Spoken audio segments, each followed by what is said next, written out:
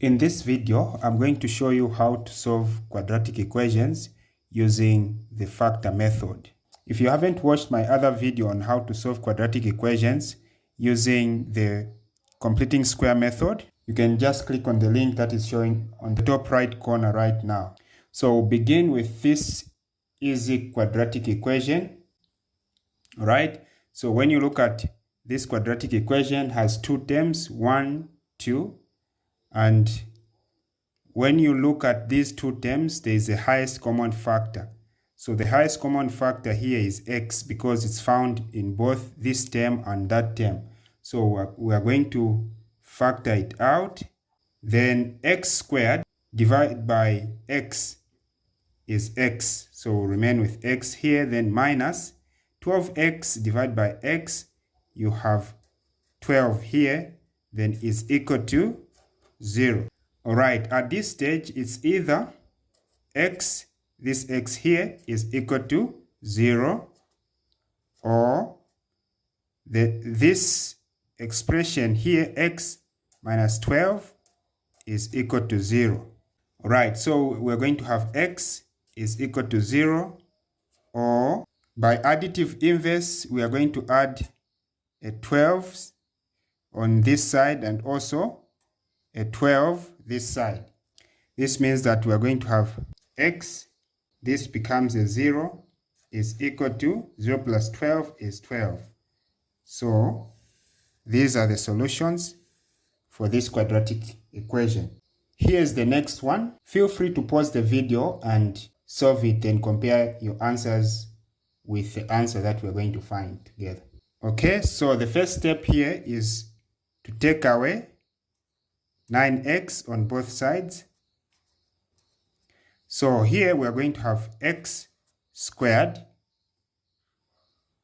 then minus 9x is equal to, this becomes a 0. So now we have the previous form. Okay, so what is common in these terms is x. Then x squared divided by x is x, minus 9x divided by x is 9, is equal to 0. So at this stage, it's either we have x is equal to 0 or x minus 9 is equal to 0. So here we have x is equal to 0, or so add a 9 both sides of this equation. Then we'll have x, and this becomes a 0, is equal to 0 plus 9 is 9. So these are the solutions of this quadratic equation. Here's the next example. Sometimes you may be given a quadratic equation in which all the terms that are in there are square numbers. Okay? So when you look at this number here is a square number, and 4 is also a square number.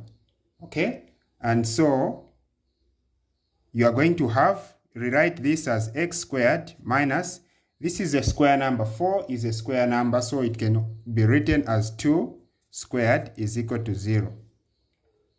Okay, so because we have two square numbers and there's a minus sign in between them, it means that we have a difference of two squares. So you need to factorize this by the difference of two squares. So meaning we're going to have this, then is equal to 0. Then here we put a plus, then minus. The square root of x squared is x. We also write it here. The square root of 2 squared is 2. We also write it here. Okay? So at this stage, it's either we have x plus 2 is equal to 0, or x minus 2 is equal to 0. So at this stage, we are going to subtract a 2 here and a 2 here. Okay? Then on this one, on this equation, because we have a minus 2, it means we're going to add a 2 here and a 2 here so that these cancel. Okay? So we have x, this becomes a 0, is equal to 0 minus 2 is negative 2, or x, this becomes a 0, is equal to 0 plus 2 is 2. So these are the solutions to this quadratic equation. Here's the next question. Feel free to pause the video, try it out, and then compare the answers with the answer that we are going to find, with the answers that we are going to find. All right, so by observation, this term here contains square numbers, and this one also is a square number, and there's a minus here. So meaning we're going to write it like this. So 4 is same as 2 squared x squared minus 81 is same as 9 squared is equal to 0. So this and that, there's no difference. So when you look at this, this is also in the form of difference of two squares, because these are square numbers and this is a square number and there's a minus here. Okay, so meaning we're going to have this is equal to 0 plus minus. The square root of 2 is 2. You also write it here. The square root of x is x. The square root of x squared is x. You also write it here. The square root of 9 squared is 9. You also write it here. So which means we are going to have 2x plus 9 is equal to 0, or 2x minus 9 is equal to 0. So at this stage, we add 9, we subtract a 9 on both sides of this equation, subtract 9 so that these cancel. What will remain is that. And then here, we are going to add 9 because here you have a negative 9. So even here, we'll also add a 9. So this means that we are going to remain with 2x. This becomes a 0 is equal to 0 minus 9 is negative 9, or 2x, this becomes a 0 is equal to 0 plus 9 is 9. Okay, so to get the value of x, we divide both sides of this equation by 2. So even here, divide by 2. Then these will cancel, have x is equal to negative 2. Negative 9 divided by 2 is negative 4 and half, or x is equal to, these will cancel, then 9 divided by 2 is 4 and half. So these are the solutions to this equation. All right, here's the next example. Now, when you look at this example, all the terms are different. So meaning, for us to factorize this equation first, we are supposed to find the product, the sum, and the factors. All right, so the product is found by multiplying the coefficient of x squared by the constant. That's how you find the product. So here, x squared, the coefficient is 1. So here it's like there is an invisible 1 like this. So which means we are going to say 1 times the constant, which is negative 14, is negative 14. Then the sum, you get the coefficient of x. So in this case, it's a 5. Then factors, we are looking for two factors of negative 14, such that if you multiply those two factors, you get negative 14. And if you add those two factors, you get 5, positive 5. So those factors are negative 2 and 7. Because if you say negative 2 times 7, you get negative 14. If you say negative 2 plus 5, you get a positive 5. So which means we are going to have x squared, this one. Then we'll get this first factor, this one here, the negative 2. So we're going to say minus 2. We will not just say minus 2, but we'll give it the variable x. Then again, we'll get this positive 7. We'll say plus 7. The plus is coming because this guy is positive. And again, we'll not get it as it is like 7 only, but we'll give it a variable x because these are x's. Then minus 14. This 14 here is equal to 0. So you can see that we have 4 terms here. So what we are going to do is we'll factorize the first 2 terms separately and the second term, 2 terms separately. So what is common here is an x. Then x squared divided by x, you remain with x. Then negative 2x divided by x, you have negative 2. Then plus, you're getting this sign. What is common here is 7. Then 7x divided by 7, you remain with x. Then negative 14 divided by 7 is negative 2, is equal to 0. So now you can see that what is in the brackets is just the same, so you just pick one of them. So x minus 2. Then you also pick this x that is outside and this term that is outside here. So you have x plus 7. Collect together with the signs is equal to 0. So at this stage, it's either you have x minus 2 is equal to 0 or x plus 7 is equal to 0. So at this stage, by additive inverse, it means that x is equal to positive 2, or when you take this again to the other side, you have x is equal to negative 7. So these are the values of x. All right, here's the next example. As usual, first find the product, the sum, and the 2 factors.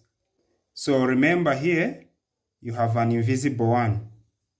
So for us to find the product, you're going to say 1 times the constant, in this case is positive 5. So the answer is positive 5. The sum, you get the coefficient of x, which is 6. Then the factors, we are looking for 2 factors of 5, such that if you multiply those 2 factors, you get 5. If you add those 2 factors, you get a 6. So those 2 factors are 1 and 5. If you say 1 times 5, you get 5. If you say 1 plus 5, you get a 6. Which means we are going to have x squared, this one, you get this one here, is positive, so you say, you give it the variable x, so you say positive x, this is same as 1x, okay, plus this 5x, then plus this 5 is equal to 0. So again, you factorize the first 2 terms separately and the second 2 terms separately. So what is common here is an x, open brackets, x squared divided by x is x, then x, positive x divided by x is positive 1. Then plus, what is common between these 2 terms is a 5. Then 5x divided by 5, you have x.